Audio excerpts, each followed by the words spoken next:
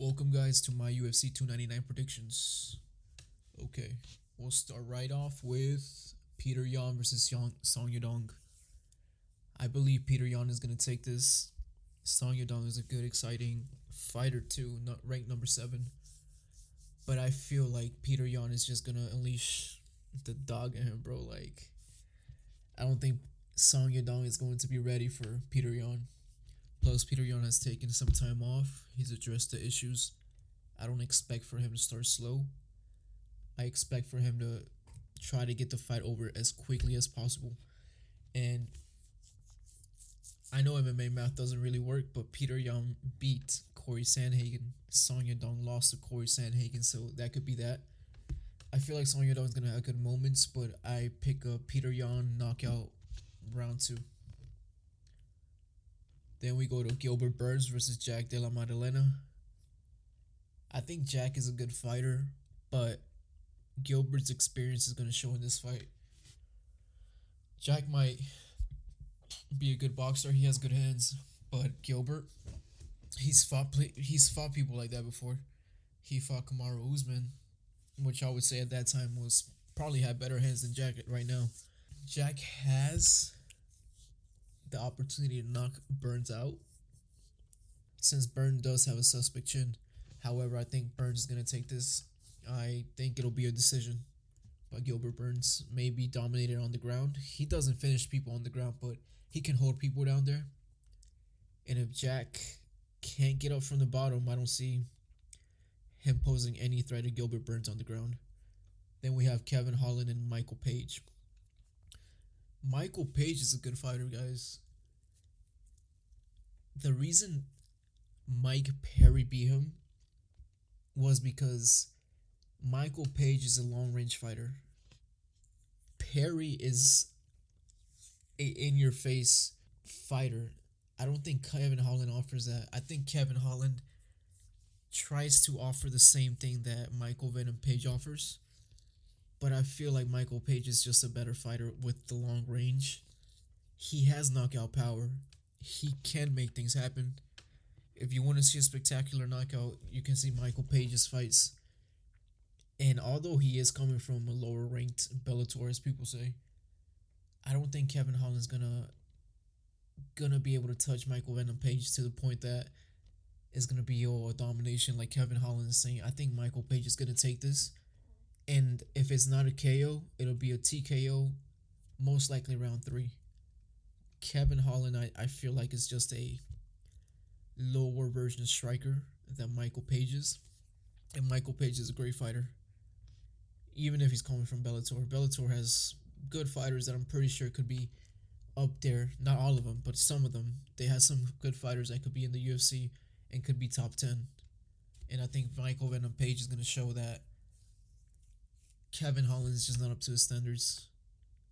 I expect something like Michael Chandler did to Dan Hooker on his debut, so keep an eye out for that. Then we have Dustin Poirier and Benoit Saint Denis. So Benoit Saint Denis does not offer anything new as opposed to what Poirier has seen before. Benoit Saint Denis' best weapons are his kicks. However, I don't think he's gonna have the opportunity to really throw out his kicks, considering Dustin's style. He's gonna learn from that Justin Gaethje fight. He's gonna know to be either all the way in or all the way out. He's not gonna stay in mid range for Benoit. And I feel like people are hyping up Benoit Saint Denis a lot because of that knockout he had. But if we're honest, bro, that guy was heading out. He was exiting the pocket with his hands down, circling right to Benoit Saint Denis' high kick. So I think Dustin Poirier is going to show levels to this, and I think Benoit Saint Denis is not even going to pose a threat to Dustin Poirier. If Dustin gets in his face, he marches him down. A little sign of weakness from Benoit. Dustin Poirier smells blood and he finishes the fights. So I think Dustin Poirier is going to take this by a TKO round 3. Plus, you have that suspect staph infection that Benoit has on his forehead. I just don't see him hurting Dustin Poirier with the hands. And the reason Justin Gaethje had so much success with the kick was because he was sending setting up Dustin Poirier with the hands. If Benoit Saint Denis just throws naked head kicks, Dustin Poirier is gonna catch him with that all day. And Dustin also has the calf kicks, which he does really well. So I just don't see Benoit Saint Denis even posing a threat to him at all. Dustin Poirier is gonna finish him round 3, either TKO or a KO. Most likely a TKO. Something similar to Benoit's first fight at, what was it, welterweight. If Dustin Poirier gets him like that, Dustin Poirier is gonna finish him, and I don't think Benoit Saint Denis has the hands to keep up with Dustin Poirier like that. And now we have Sean O'Malley versus Marlon Vera. A lot of people are just writing off Marlon Vera like he doesn't have the ability to knock out Sean O'Malley. Like he doesn't have the ability to hurt Sean. Guys, Peter Yan was catching Sean O'Malley. And you can say, yeah, Peter Yan actually is a little active. You know, he has hands. But Marlon Vera just needs one hit. Just needs one hit, bro. Sean O'Malley can talk, oh, I am undefeated. Marlon Vera didn't beat me. But Marlon Vera did beat you. And I don't think he's going to rush in just like Aljamain Sterling did. I think Marlon Vera is going to play a patient game.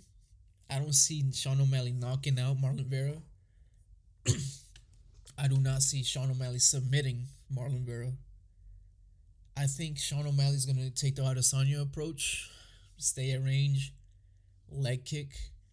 But something about Sean O'Malley, he is very fragile when it comes to his legs. He's always hurt. I don't think he can go to a war with Marlon Vera, because Marlon Vera is one of the most durable fighters that the bantamweight division has. And I think Marlon Vera is going to break down Sean O'Malley little by little. I can most likely see Sean O'Malley winning most of the fight, but Marlon Vera putting it on Sean O'Malley. I don't think Sean O'Malley can take the shots from Marlon Vera.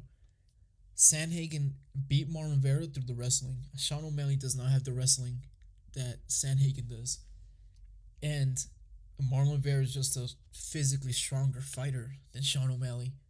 The calf kicks are going to be right there. Sean's legs, the way he stands, are always open. And those legs that he has are very fragile. He's always getting injured. He's always having lower body issues with any injuries, foot issues. And I think Marlon Vera is going to target that lead leg to a point where Sean O'Malley is going to end up not being able to stand on it or limping from it. And I think Marlon Vera is going to take that opportunity from Sean O'Malley, showing him how hurt he is to the leg. And Marlon Vera is going to press Sean O'Malley. He might not throw output. He might not be as active, like most of his fights, at least not in the first 3 rounds. However, I see the 4th and 5th, if it gets to that point, Marlon Vera can finish Sean O'Malley with a TKO or a KO. So I'm choosing Marlon Vera in this fight. And that'll be it. We'll see how these fights go, and enjoy the show, guys.